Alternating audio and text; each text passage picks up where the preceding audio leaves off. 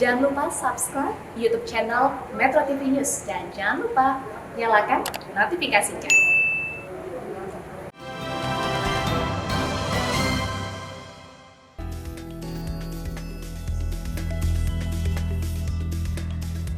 Rencana Majelis Ulama Indonesia DKI Jakarta membentuk tim siber untuk membela ulama dan Gubernur DKI Jakarta Anies Baswedan menuai kontroversi.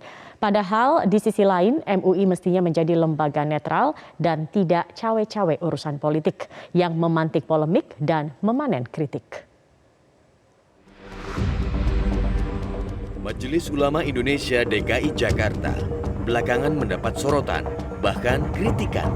MUI DKI Jakarta berencana membentuk pasukan siber untuk membentengi ulama dan Gubernur DKI Jakarta Anies Baswedan dari serangan di media sosial. Rencana itulah yang memantik polemik karena dikhawatirkan menjerat MUI kepada kepentingan politik. Bagaimana caranya kita membuat sesuatu yang bisa mengkanter berita-berita hoax. Ini intinya sebetulnya. Karena sudah jelas Al-Quran sampaikan, "Idza ja'akum fasiqun binaba'in fatabayyanu." Kalau orang fasik membuat satu berita yang tidak jelas, kalau bahasa sekarang yang hoax, maka kewajiban kita adalah tabayyun.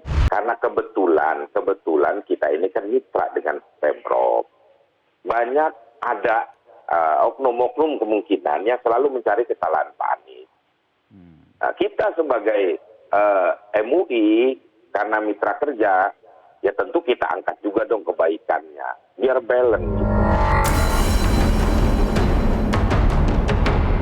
Langkah MUI DKI dinilai tidak sejalan dengan tugasnya sebagai pembinaan dan pengayom umat. Bahkan MUI dianggap punya misi terselubung terkait pembentukan tentara siber.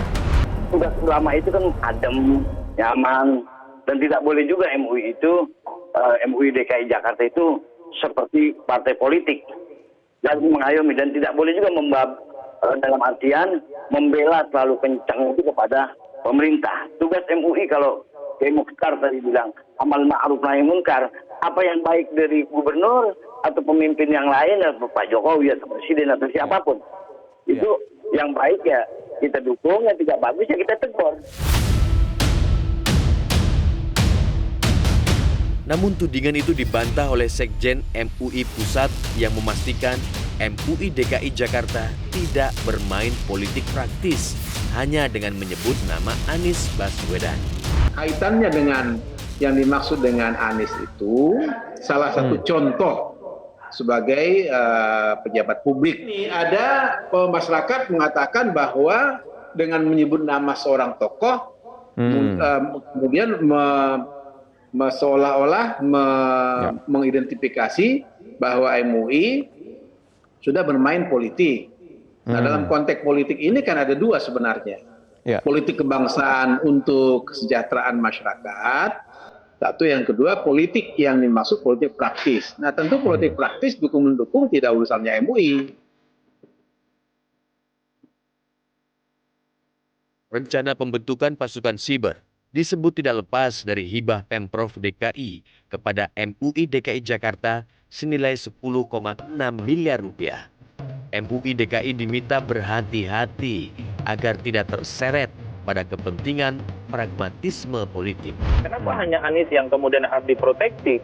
Bukankah Wagubnya juga sering dibully? Bukankah pimpinan DPR-nya juga di Kebon Siri itu juga dibully? Apalagi Jokowi, hampir tiap hari jadi bulan-bulanan pasar. Tapi tidak ada statement-statement resmi yang keluar dari MUI.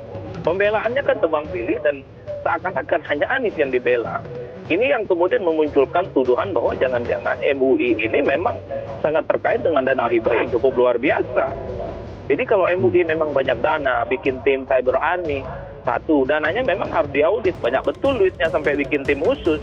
Yang kedua itu kan dana rakyat, dana umat, yang alokasinya mestinya dialokasikan untuk rakyat. Bagaimana politik Islam hari ini? Politik Islam itu sejak awal memang akhirnya mencoreng-moreng wajah agama setelah ulama-ulamanya terlibat dalam politisasi agama. Kejahatan-kejahatan yang brutal terjadi di dalam Islam ketika terjadi politisasi agama dari pemuka-pemuka agama. Dan ini juga bukan hanya terjadi di Islam, di semua agama ketika stakeholder terdepan terlibat dalam pragmatisme politik, nah ini kemudian membuat suatu kejahatan-kejahatan yang brutal, bisa juga saling bunuh sesama agama, bisa juga terjadi belum tantrum atau perang antar agama. Ini kan terjadi karena pragmatisme politik. Didirikan pemerintah Orde Baru pada 26 Juli 1975, MUI memiliki 3 tujuan umum, yaitu membimbing, membina, dan mengayomi umat muslim di Indonesia dengan cara yang dijelaskan Pancasila guna mewujudkan kehidupan beragama dan bermasyarakat. Yang kedua, berpartisipasi dalam pembangunan nasional dan mempertahankan kerukunan antar umat beragama dalam memantapkan persatuan dan kesatuan bangsa. Dan ketiga, memberikan nasihat dan fatwa mengenai masalah keagamaan kepada umat muslim Indonesia. Kehadiran pasukan siber Majelis Ulama Indonesia DKI Jakarta justru dikhawatirkan bisa saja menjadi pemicu perang pendapat di jagat maya. Kami akan kembali pemirsa dengan informasi banyak negara Eropa yang diterpa lonjakan COVID-19. Bagaimana Indonesia mengantisipasinya? Nantikan informasi selengkapnya sesaat lagi.